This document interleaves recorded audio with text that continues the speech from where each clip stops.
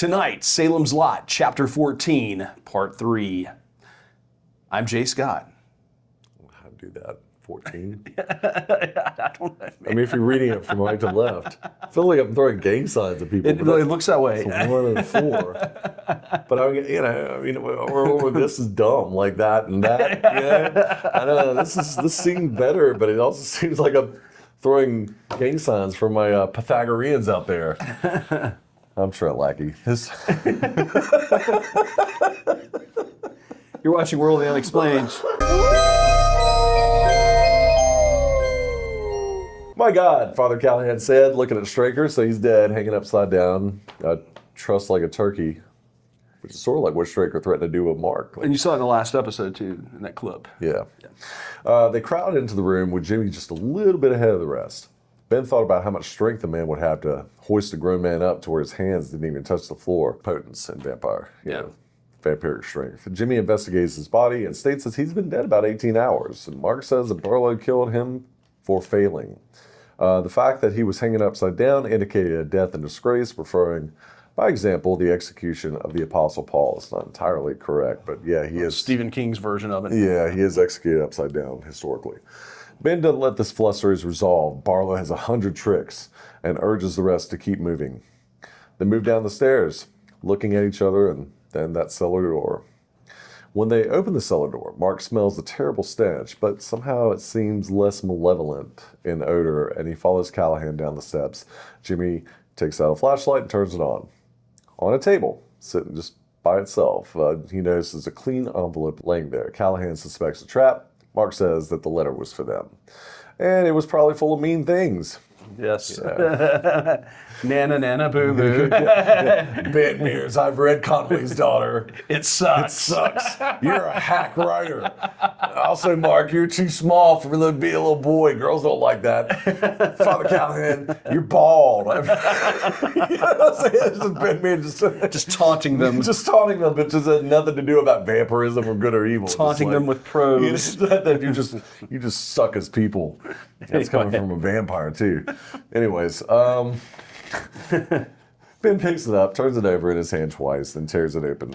In Barlow's letter are the following main points in his elegant spider-like handwriting. Oh yes, important. He has left Susan in his old sleeping quarters as a way to whet the appetites for the would-be hunters for the main event. How sweet. Yeah, he tells Mark that he's unhappy with how Straker was dispatched from behind like a coward.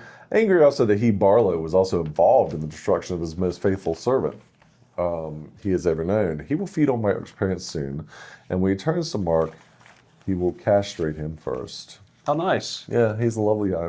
Cool guy, yeah. Great at parties. But you know what? That's the thing, too, because if I remember correctly, Barlow kills him almost like out of his own thirst. You know, that later on, I think there's some kind of line referring to that. So it's almost like Barlow's just being a vampire, and it's like, oh, this blood, like he could help himself. Right. I don't know if that's true or not, but... Well, for Callahan, Barlow mocks the Catholic Church, calling Jesus the sheep savior, and that he was old when the church was new. That being said, he's not arrogant, and he says he respects the Catholic Church as a powerful opponent, like a good chess player. Mm-hmm. He refers to himself not as the serpent, but the father of serpents. Crazy, huh? Yeah. And that Callahan would undo himself eventually by the bottle. Yeah. He cheerfully offers the group some medic, and that is a type of southwestern French wine, Like type of Bordeaux. It's a type of Bordeaux. If they have a taste for it after they deal with Susan. And that was there. Hubie Marston apparently got it. Ben drops the letter. It has a serious effect on the group, and it appears they have been slightly disheartened. His mean words worked. Yeah, words will never hurt me. That's never entirely true, people. But this doesn't affect Ben at all. With the resolve, he tells the rest of the group to come on, and then the group turns a corner. Yep. And now we switch gears to our good old buddy, our favorite sheriff, Parkins, Andy and Barney Parkins Gillespie. of Maine. He's standing outside of the municipal building with Nolly and smoking a Pall Mall. And he recognizes Dr. Cody's car at the top of the hill at the Marston house. And Nolly asks if they should go up and see what's going on. And Gillespie's like, nah. He looks at his watch and he looks at the clock tower and he checks them both, and they're 3:41 p.m. Yeah. Town's deserted. It had been all day. Nolly asked what the matter was. Gillespie said he's scared, but he doesn't know why. And they stand on the corner in silence. I mean, doesn't that seem like like how incompetent are you? Like, it's your job, there's man. nobody on the streets at all. anywhere. Shouldn't we check that out? Including the people that normally, like the lady at the Excellent Cafe, and all of a sudden they're Pauline. there. And, you know, the old dudes in Memorial Park, nobody's there. Yeah. Everybody's going, let's go down. It seems like that's a glaring red flag. Well, then we go back to the cellar, in which made an L turn. It smelled of turned wine and corruption. Yeah. I don't know what that smells like, but possibly something like, I don't know, the smell of gunpowder and handcuffs in the morning, to quote Sheriff Gerald K. Eggy. Oh my gosh! So you bring that? Yeah, live from Cell Block F. I mean, you know, I should drop that in here. Should you? Should you really? Yeah, he was such a clown, man. He was, and I really. And now a convicted felon. Is he really? Yeah. Well, I mean, I guess I was right about that clown. Yeah. Back when I was a teenager. So Susan was lying in clean white linen on a raised dais. In life, she missed by inches her true beauty, but now she was flawless in dark beauty. Her lips were flushed and red. Her skin was the color of cream, and her eyes were closed. So again, being a vampire turns you into, you suddenly become more attractive. But dark. But dark, in an evil way. Yes. For some reason, this reminds Jimmy of Saigon prostitutes and like how they had darkness in them. But Susan's corruption was something different. Callidyr points the way, touching Susan's chest, like right here. Ben, for the second time, says, I can't do it. Mark held the stake to Ben, and Ben thought he could do it if he just didn't think about it. I don't know, sometimes if you're in a high-pressure situation, a high-stress situation, if you kind of sidestep it, it's a way to move forward. We must go through the bitter waters to reach the sweet, which is a line from Dracula, a book that Ben no longer found amusing. I don't think anybody in the group would. I don't think so. At that point. Twilight, what's it about? Vampires? I don't want to watch it. Yeah. I fought them for real back in the 70s.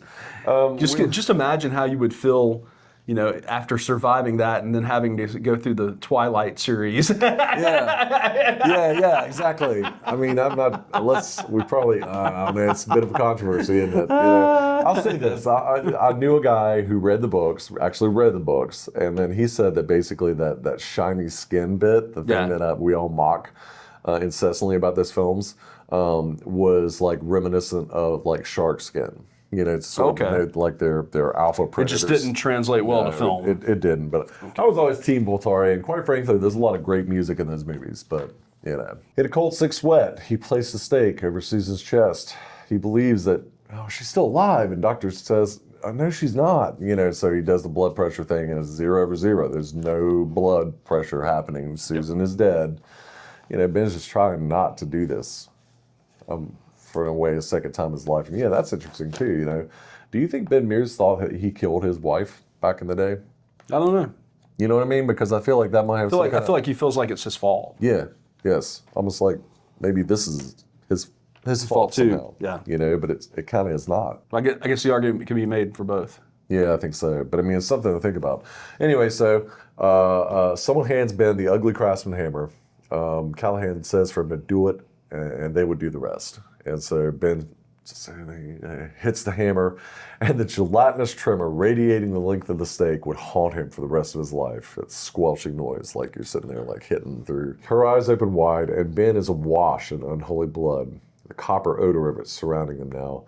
Ben hammered the stake through Vampire Susan again and again and again. Through her shrieks and flailing and thumping of arms and feet, he sees her wolf-like fangs and blood trickling from her mouth. And then finally he strikes what's known as the heart's blood. And the blood suddenly boils in her nose and mouth, like it's just sitting there, it's bubbling and fizzing, Nasty. Yeah. And then she lay still. And suddenly Ben thought he saw in the vampire's fluttering eyes the Susan he saw in the park in the beginning when she was reading the book. I think right here we pause for a second because I wanted to have a conversation with you about how the book is completely different in this aspect from every film that was made about this book. Yep. So no movie tracks this. Yeah, in 1979, Ben kills her at the end in Mexico.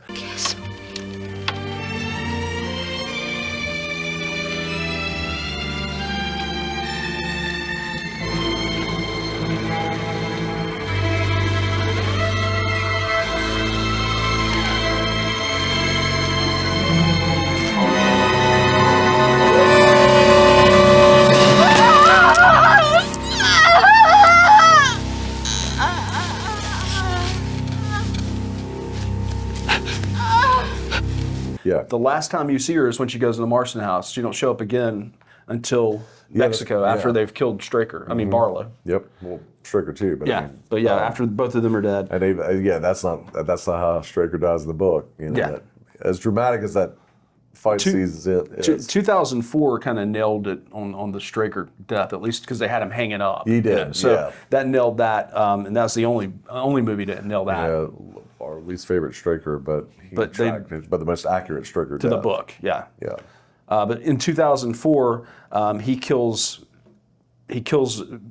kills her when she tries to attack Mark at the very end of near the end of the film.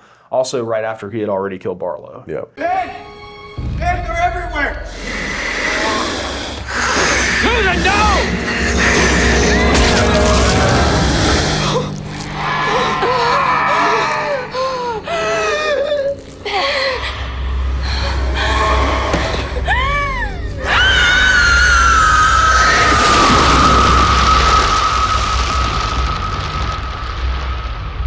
And then in 2024, Tibbets turns her at her mother's house. Yeah, there's that weird thing about they can't be seen in the mirror, and all of a sudden she's like, and then you see, that was a cool shot. Actually, it was a cool shot. Cool thing that they did there, you know. And then I think she dies in the church scene later. I think so.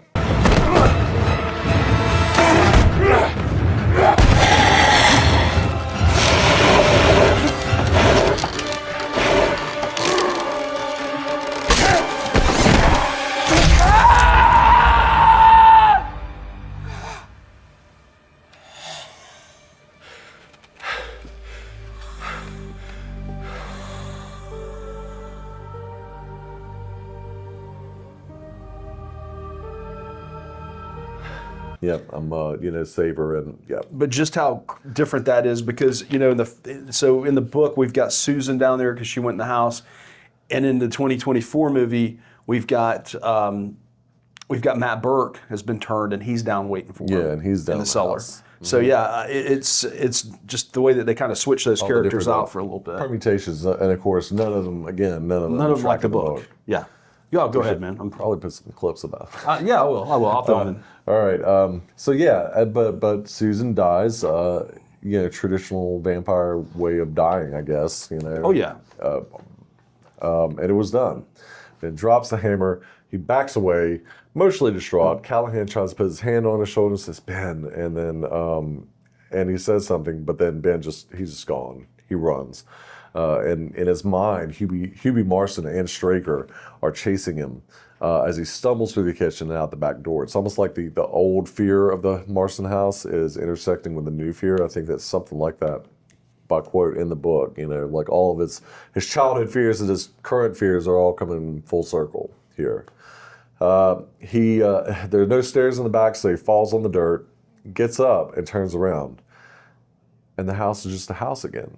So anyway, following the lot, and then we move on from that chapter. Following the lot goes like this: the shadows stretch out and have no breath. They are bitter for the summer gone. So more like poetic text about autumn in Maine. Autumn.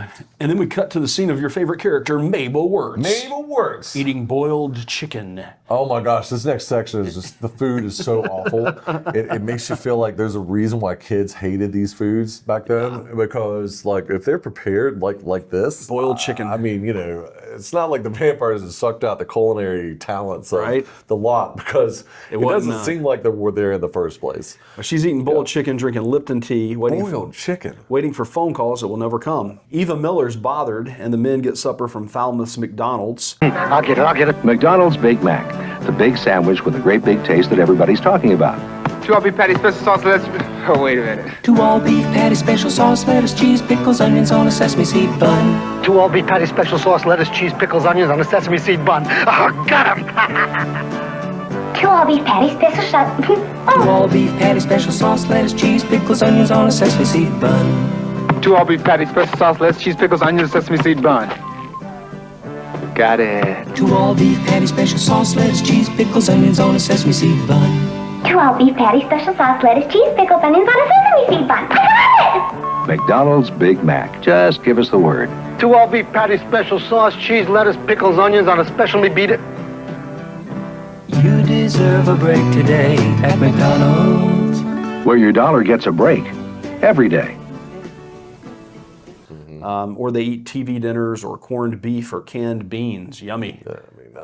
Mark Petrie's parents are eating sandwiches. We don't know what kind, but they're in their kitchen puzzling over a phone call from a priest who they don't know named Callahan, who said that he had Mark and would be bringing him by soon. I imagine they are untoasted bologna sandwiches on white bread with no ketchup or mayonnaise or anything.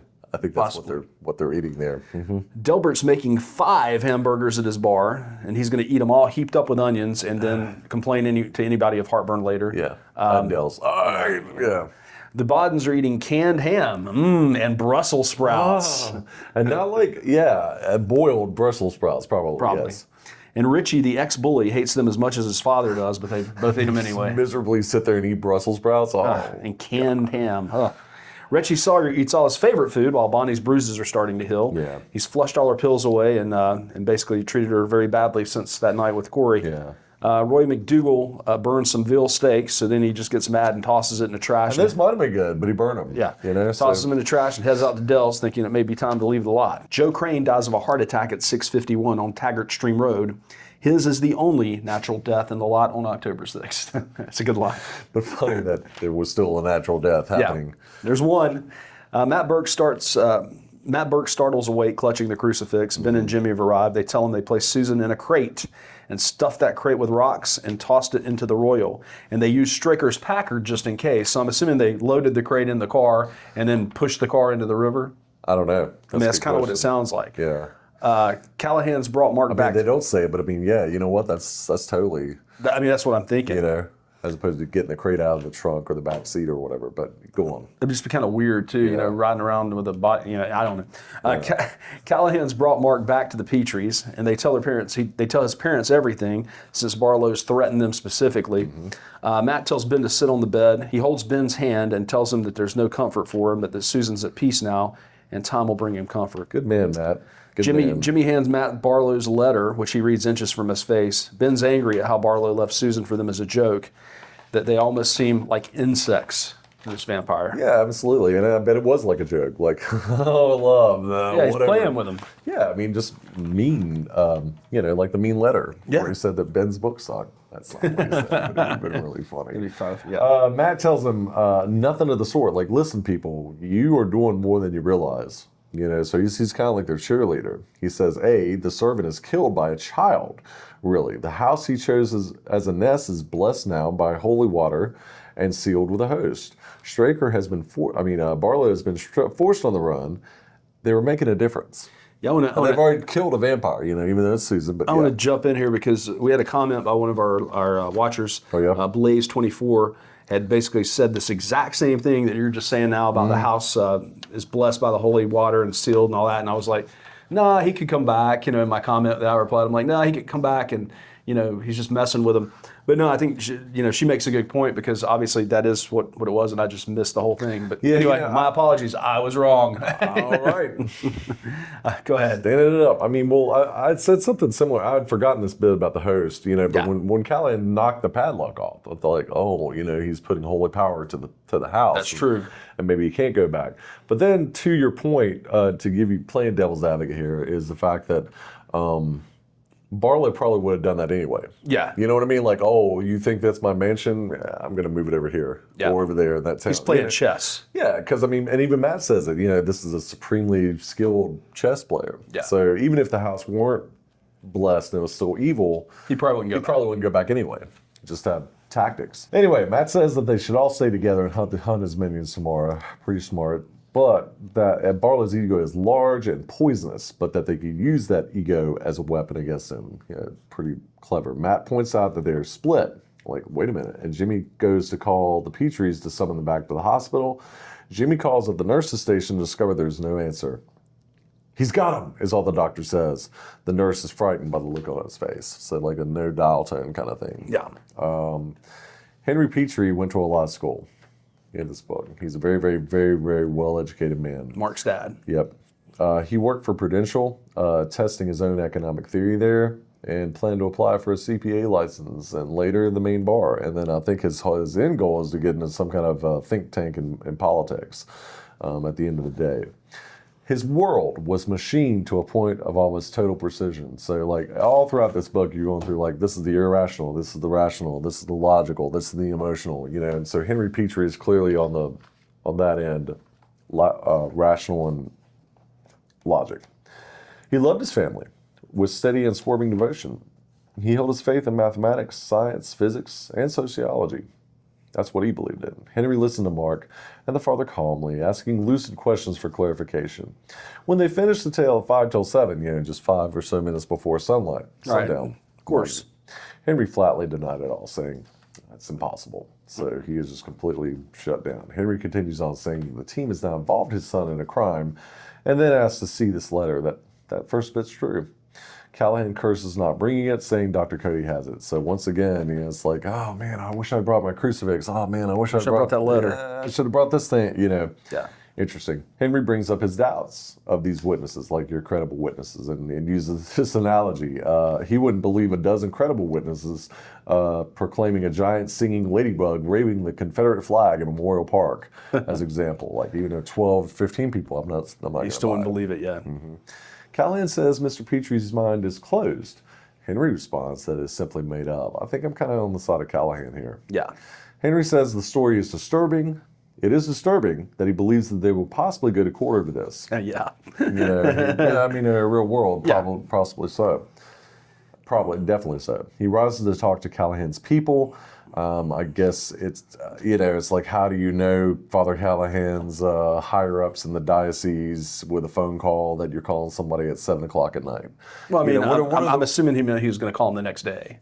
No, he goes over to the phone. That's right. That's right. You know, call your people right now. Or maybe he means he's going to call the other members of the team. I don't know. No, because then right in the next line, he's going to go talk. We'll go talk to Matt in the hospital. So he's basically wanting to go and speak to Matt and the team after he calls Callahan's people. I don't know if I'm misreading that section. Let us know in the comments. Yeah, but I mean that's kind of where I look at it. But anyway, so he's going to call you know, Callahan's people, and it's like, and then they'll go on to the hospital. Right. I mean, to see Matt. I see what you're saying. Henry's plan. I see what you're saying.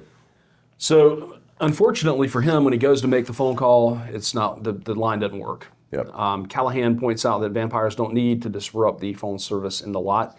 And then, dun dun dun, the lights go out. And scene. Yep. I mean, it's kind of, I've noticed this chapter kind of does track a bit that way, that there are definite, you know, turning points every part of the chapter, as long as it is. Yeah. And we're not even halfway through chapter 14, and we're not even halfway through this. I mean, this is part 3. Mm-hmm. I don't know, this might be a 10-part thing, I don't know.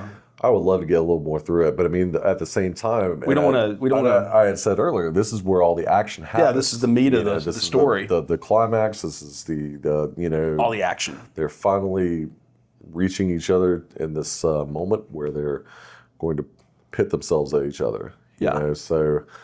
And then also, like I said, I mean, it's the latter half of the book, so it's, you know, we're near the end here, but like all of it's happening really quick, all at the same pace. Yeah.